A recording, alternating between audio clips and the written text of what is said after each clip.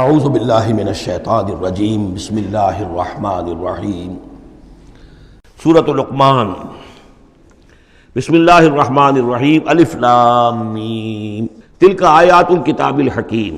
اس سورہ مبارکہ کی ابتدائی آیات جو ہیں وہ سورہ بقرہ کی ابتدائی آیات سے بہت مشابہ بھی ہیں، اور دوسرے ایک اس میں ایک لطیف فرق ہے، وہ ابھی آپ کے سامنے آ جائے گا۔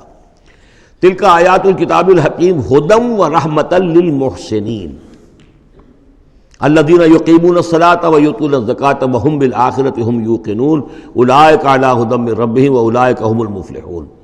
پانچویں آیت تو یہاں ہے وہی پانچویں آیت ٹھیک سورہ بقرہ کی ہے، اولئک علی ھدی من ربہم واولئک هم المفلحون۔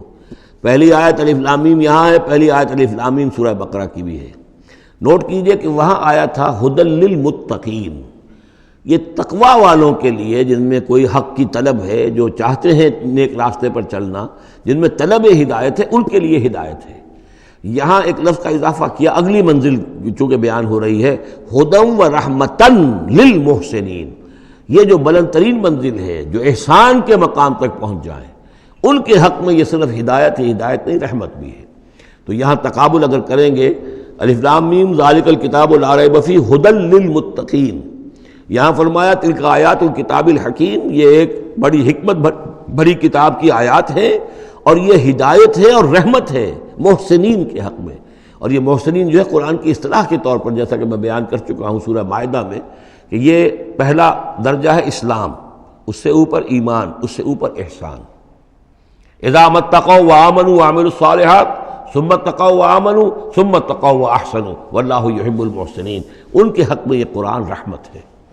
الذین، اب ان کے یہ اوصاف ہیں جو نماز قائم رکھتے ہیں، ویؤتون الزکاۃ، وہاں ہے ومما رزقناہم ینفقون، یہاں باقاعدہ لفظ زکوٰۃ آ گیا، وہ زکوٰۃ دیتے رہتے ہیں، یا یہ کہ اپنے تزکیے کے لیے مسلسل کوشاں رہتے ہیں۔ وہم بالآخرۃ ہم یوقنون، اور آخرت پر ان کا پورا یقین ہے۔ اصل شے جو ہے جو انسان کے عمل اور کردار پر اثر انداز ہوتی ہے، وہ ایمان بالآخرہ ہے۔ اولئک علی ھدی من ربہم، یہ لوگ ہیں ہدایت پر اپنے رب کی جانب سے، واولئک هم المفلحون، اور یہی ہیں فلاح پانے والے۔ وَمِنَ النَّاسِ مَن يَشْتَرِي لَهْوَ الْحَدِيثِ لِيُضِلَّ عَن سَبِيلِ اللَّهِ بِغَيْرِ عِلْمٍ، لوگوں میں سے کچھ ایسے بھی ہیں کہ جو کھیل کی باتیں خریدتے ہیں، کھیل کود، اور تاکہ لوگوں کی توجہ ادھر ہو جائے۔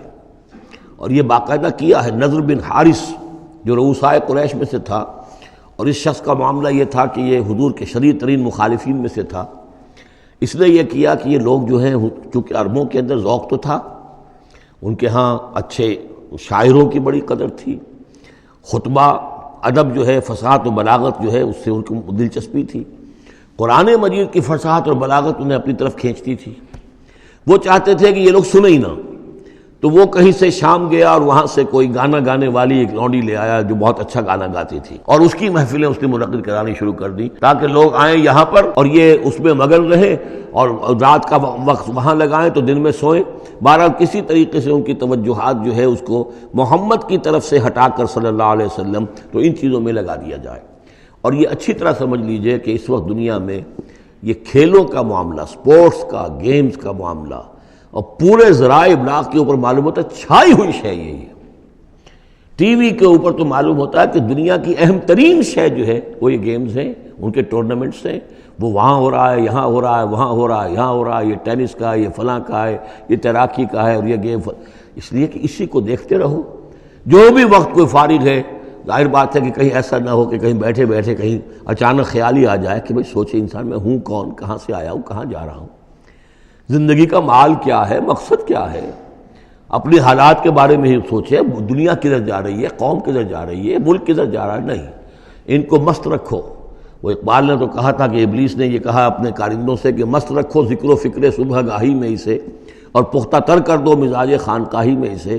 اس سے اگلی بات ہے کہ جو آج دنیا کے ابلیسوں نے جو ایجاد کی ہے کہ یہ کھیل کود، اسی طریقے سے یہ ایکٹرز، یہ ڈرامے، اور پھر ان کے ایکٹرز اور ایکٹریسز کی زندگیاں، اور ان کے جو بھی سکینڈلز ہوں، جس طریقے سے کہ ان کو دنیا میں پھیلایا جا رہا ہے تاکہ وہ نوجوان نسل بھی بس ان دلچسپی میں پڑی رہے۔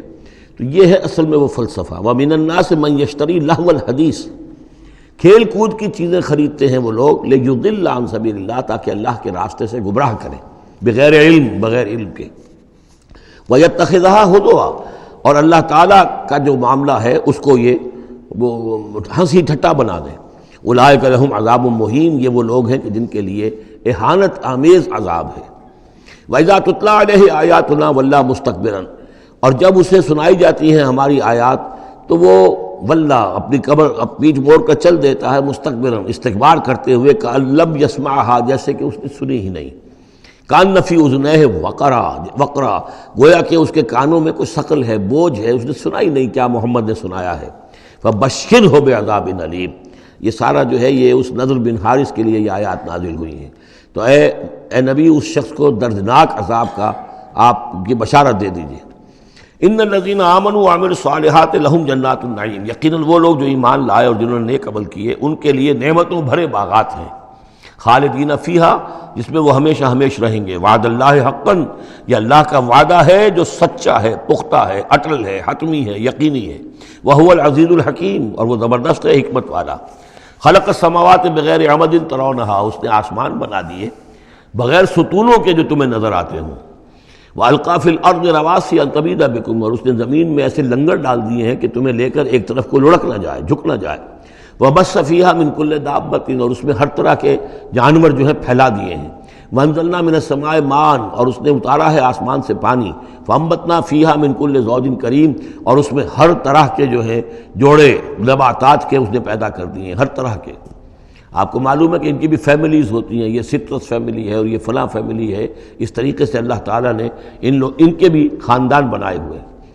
ھذا خلق اللہ فارونی ماذا خلق الذین من دونہ، یہ تو ہے اللہ کی تخلیق، تم بھی مانتے ہو کہ اللہ نے بنایا، پھر ذرا مجھے دکھاؤ کیا چیز بنائی ہے انہوں نے جو اس کے سوا معبود تم نے بنا لیے ہیں۔ بل الظالمون فی ضلال مبین، ظاہر ہے کہ ایسے ان کے عقیدے میں بھی یہ بات نہیں تھی۔ یہ دوسری بات ہے کہ وہ متوجہ نہیں ہوتے تھے، جو کچھ کر رہے ہیں اس کا کبھی تجزیہ نہیں کرتے تھے، لیکن یہ ہے کہ یہ ظالم جو ہے یہ کھلی گمراہی میں پڑے ہوئے ہیں۔ صدق اللہ العظیم۔